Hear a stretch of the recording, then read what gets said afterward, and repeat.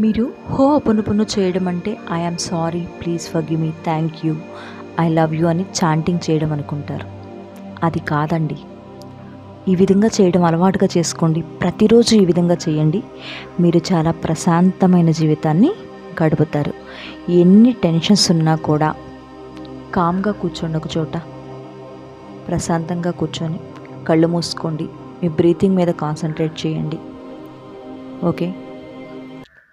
Inhale అన్నప్పుడు మీ శ్వాసని లోపలికి తీసుకుంటూ ఐ యామ్ సారీ అని మెంటల్లీ చెప్పండి.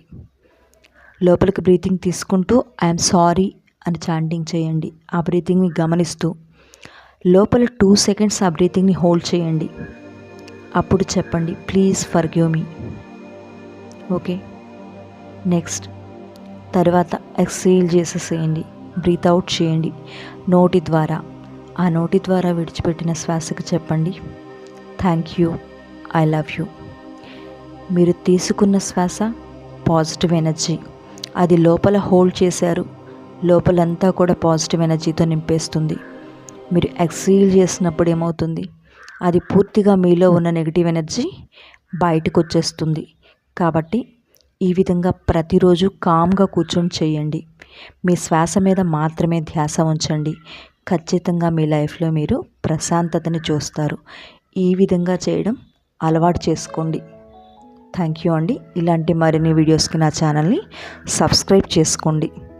ప్రతిరోజు కూడా చాంటింగ్ అనేది ఏదో హడావిడిగా చేయకండి. కామ్గా పీస్ఫుల్గా కూర్చొని మీ బ్రీతింగ్ని గమనిస్తూ చేయండి. అర్థమవుతుందా?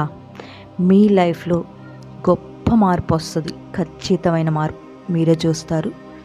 అలాగే మీరు ఎలాంటి ఎమోషన్స్ని, ఎలాంటి థాట్స్ ఉన్నా, ఎలాంటి భయాలున్నా అన్నింటినీ కూడా పూర్తిగా తొలగిపోతాయి. ఈ విధంగా మీరు చాంటింగ్ చేయడం వల్ల మీ లైఫ్ చాలా పీస్ఫుల్గా ఉంటుంది. Thank you.